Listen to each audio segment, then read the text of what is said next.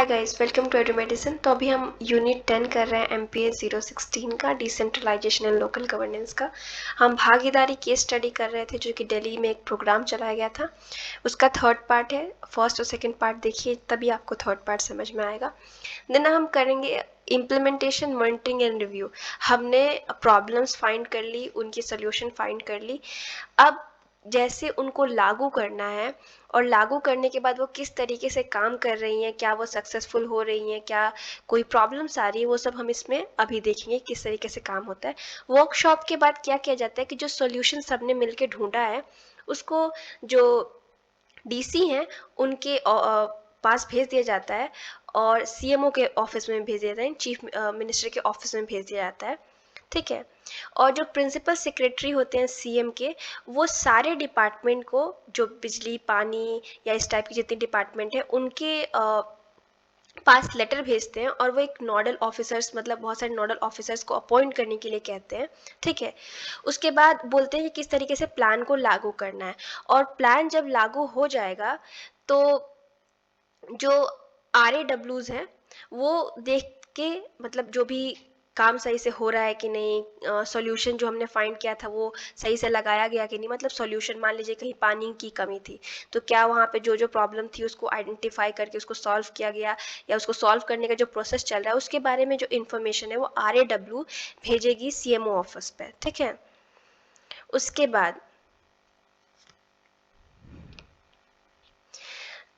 बाद जो action plan, मतलब जो भी हमने एक्शन प्लान सोचा था कि ये प्रॉब्लम है, इसका सॉल्यूशन वो करेंगे, उसको धीरे धीरे इम्प्लीमेंट किया जाता है। और बाकी जितने भी ऑफिसर्स होते हैं डिस्ट्रिक्ट लेवल पे उनको भेज दिया जाता है। अदर वो ऑफिसर्स से भी, अदर डिपार्टमेंट से भी वो कंसल्ट करते हैं। जिस डिपार्टमेंट का जो काम होता है उस डिपार्टमेंट को सौंप दिया जाता है। और इसको, जो भी प्रॉब्लम का सॉल्यूशन हमने ढूंढा है उसको 1 साल के अंदर ही लागू करके और जल्दी से जल्दी रिजल्ट पाना होता है। और जो भी ऑफिसर्स होते हैं वो ये सब काम जो होता है, मतलब जो भी सॉल्यूशन ढूंढा गया है वो तो ढूंढा गया है RAW के साथ ही, लेकिन काम जब उसको लागू भी किया जाएगा तो भी उसमें RAW हाथ बटाएगी। ठीक है। उसके बाद जो डीसी रेवेन्यू के हैं वो मीटिंग्स वगैरह भी RAW के साथ समय समय पे रखते हैं, और जनरली लास्ट फ्राइडे हर महीने के उस दिन रखते हैं। और जो भी रिपोर्ट यहाँ से निकल के जाती है वो हर महीने के, मतलब 5th को भेज दी जाती है CM के ऑफिस में। ठीक है। अब रियलाइजिंग भागीदारी, भागीदारी को हमें महसूस करना है, भागीदारी को हमें समझना है कि वो किस तरीके से हमारे जीवन का एक भाग है और भागीदारी कैसे कार्य करेगी। ठीक है। तो कैसे RAW यानी रेजिडेंशियल वेलफेयर एसोसिएशन और जो भी पब्लिक यूटिलिटी डिपार्टमेंट है, पानी की, बिजली की, MCD वगैरह, उनके साथ कार्य किया जा रहा है। ठीक है।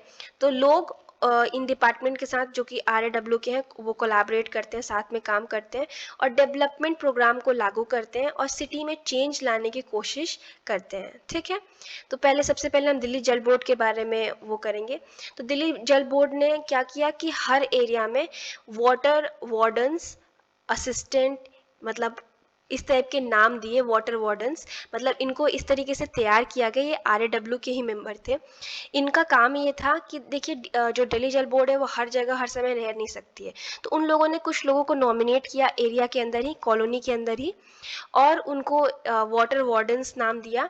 इनका काम था कि जो पानी को ज़्यादा से ज़्यादा बचाना है और वाटर हार्वेस्टिंग को, मतलब मोटिवेट करना है लोगों को कि पानी बचाएं और जो पानी मतलब वेस्ट ना करें। ठीक है।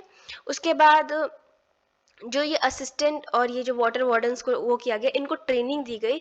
इनका काम ये था कि इनको देखना है कि कहीं वाटर लीकेज तो नहीं हो रही है। ठीक है। कहीं ओल्ड पाइप है जिससे पानी निकल रहा हो, सीवर के साथ कहीं कुछ वो प्रॉब्लम आ गई हो, सीवर से कहीं ये पानी पीने का जुड़ गया हो, इस टाइप की चीज़ें देखने के लिए। उसके बाद बहुत सारा एडवर्टाइजमेंट किया गया कि किस तरीके से हम वाटर को बचा सकते हैं, अपने इन्वायरमेंट को बचा सकते हैं। और उसके बाद ये भी कहा गया कि हैंड पंप को ड्रिंकिंग वाटर के लिए मत यूज़ किया जाए, मतलब हैंड पंप से पानी लेके पिया मत जाए, हैंड पंप की यूज़ को कम करने की कोशिश की गई। उसके बाद टेक्निकल और फाइनेंशियल हेल्प भी डिफरेंट डिफरेंट सोसाइटीज़ में डिफरेंट डिफरेंट लोगों को दी गई। वाटर हार्वेस्टिंग प्रोजेक्ट के बारे में बताया गया, लोगों को सिखाया गया। जो पेमेंट कलेक्ट करना है उसके बारे में मतलब कॉलोनीज़ में बॉक्स वगैरह लगा दी गई कि लोग डायरेक्टली पानी का वहीं से कलेक्ट करें। और जो भी प्रॉब्लम्स आ रही थी जो कि वर्कशॉप में डिस्कस किया गया था, उनको भी सॉल्व करने की कोशिश की गई। तो ये दिल्ली जल बोर्ड ने उनके साथ कॉलोनी के लोगों के साथ या RAWs के साथ मिलके ये कार्य किया, ये कार्य किया। यहाँ पे देख रहे हैं कि भागीदारी कैसे दोनों जो सिटीजन्स हैं, जो नॉर्मल लोग हैं, जो वो लोग आ रहे हैं अधिकारियों डिपार्टमेंट के साथ मिलके अपनी प्रॉब्लम को सॉल्व कर रहे हैं। ठीक है। फिर DVD basically private power distribution, बिजली की जो कंपनीज थी, इन लोगों ने भी फिर RAW से कोलैबोरेशन किया। उसके बाद रीडिंग जो मतलब रीड करने में मीटर के या ज़्यादा मीटर तेज चल रहा है, इन सब में प्रॉब्लम आ रही थी, तो इसके बारे में डिस्कशन किया गया। अब मान लीजिए कि किसी इंसान को कॉलोनी में अपना मीटर चेंज कराना है, तो वो सीधे मतलब बिजली विभाग तक जाएगा, फिर पत्र लिखेगा, ये वो करेगा, बहुत टाइम लगेगा। इसमें क्या हुआ कि वो डायरेक्टली RAW को बोल सकता है, और RAW के जो लोग हैं जो उसमें कॉलोनी के, वो डायरेक्टली चेंज करवा सकते हैं। ठीक है। उसके बाद अच्छे वायर्स लगाने की बात की गई जो बार बार ख़राब ना हो। उसके बाद इन लोगों को जो RAW थे, इनको बताया गया कि किस तरीके से आप जो ये बिजली की चोरी हो रही है उसको रोक सकते हैं, उसके लिए मतलब इन लोगों ने काम किया RAW ने। उसके बाद बहुत सारे जो ऑफिशियल्स ने बताई थी अलग अलग प्रॉब्लम वर्कशॉप्स में, उनको सॉल्व करने की कोशिश की गई। उसके बाद बहुत सारे जैसे कि फेडरेशन ऑफ इंद्रप्रस्थ एक्सटेंशन ने बॉक्स लगा दिए जहाँ पे आप सीधे बिजली का बिल दे सकते हैं, आपको जाना नहीं पड़ेगा। ऐसे ही दिलसाद कॉलोनी में भी हुआ जहाँ पे बॉक्स लगा दिया गया और सीधे आप वहीं पे जाके वो डाल सकते हैं पैसा अपना बिजली का बिल, आपको बार बार ऑफिस जाने की बात नहीं की गई। ये 2000 की हम बात कर रहे हैं, 2001 2002 की। ठीक है। तो उस टाइम पे अभी ऑनलाइन पेमेंट वाला सिस्टम नहीं आया था। उसके बाद पावर एंड वाटर को किस तरीके से हम बचा सकते हैं, लोगों को एजुकेट किया गया इसके बारे में। ठीक है। और किस तरीके से सब कोई जागरूक हो सकता है। फिर MCD ने जैसे कि टैक्स कलेक्शन होता है, कम्युनिटी का पार्क है उसको अच्छे से रखना, उसके बाद हॉल्स जो कम्युनिटी हॉल होती हैं उनको सही से रखना, इन सब के बारे में RAW के साथ मिलके काम किया। जो भी गंदगी फैलाता था उन पे मतलब इन दोनों ने मिलके RAW ने उनके ऊपर पनिशमेंट या पैसा लगा दिया कि फ़ाइन देना पड़ेगा आपको। उसके बाद साफ़ सफाई रखने के लिए RAW ने काफ़ी काम किया MCD के साथ मिलके। उसके बाद गार्बेज मान लीजिए कूड़ा है वो घर घर जाके RAW ने MCD के साथ कलेक्ट किया, लोगों को बताया कि आप किस तरीके से गंदगी नहीं फैला सकते हैं, कम्युनिटी बिन का यूज़ करें, आप रोड पे कूड़ा करकट ना फैलें। उसके बाद सबको सफाई के बारे में अवेयर किया। ठीक है। DOEF तो ये बेसिकली इन्वायरमेंट रिलेटेड डिपार्टमेंट है। तो इनका प्लान था RAW के साथ मिलके कि जो दिल्ली के पूरा आसपास का एरिया वहाँ पे एक ग्रीन बेल्ट क्रिएट करना, यानी छोटे छोटे इतने पौधे लगाना और फिर पौधे बड़े होके हरियाली प्रदान करेंगे। प्लास्टिक के यूज़ को कम करना, उसके बाद गंदगी फैलाने के बारे में लोगों मतलब गंदगी ना फैलाएं उसके बारे में लोगों को जागरूक करना, इन लोगों ने RAW के साथ काम किया। उसके बाद Delhi plastic bag manufacturing sale and usage and non biodegradable garbages control act लागू किया, जिसे 2 अक्टूबर से लागू कर दिया गया था। उसमें कई बार प्लास्टिक एंड ऑल को बैन किया गया कि यहाँ ये यूज़ नहीं कर सकते।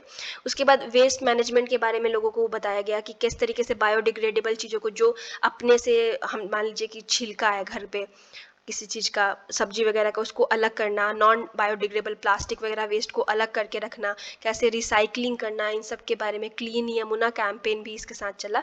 तो इस तरीके से RAW और ये डिफरेंट डिपार्टमेंट्स जो थी उन्होंने साथ में काम किया। DDA ने किया कि इन्होंने भी RAW के साथ कोलैबोरेशन किया। इन लोगों ने देखा कि किस तरीके से कम्युनिटी पार्क को अच्छा किया जा सकता है।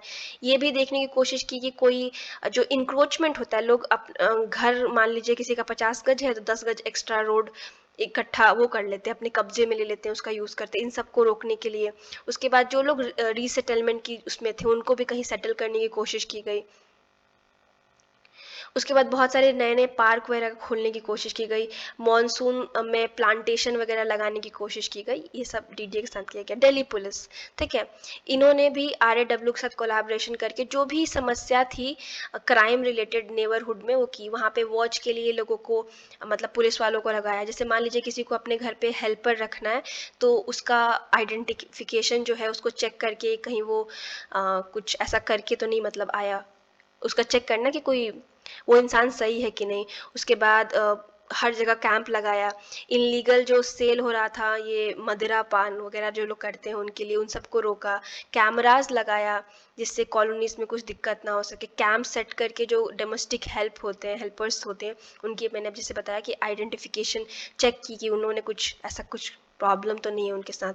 और सीनियर सिटीजन्स को भी सेफ फील कराया, बिकॉज कई बार ऐसा होता है कि सीनियर सिटीजन अकेले रहते हैं तो उनके साथ बहुत सारी क्राइम्स हो जाती हैं, ठीक है।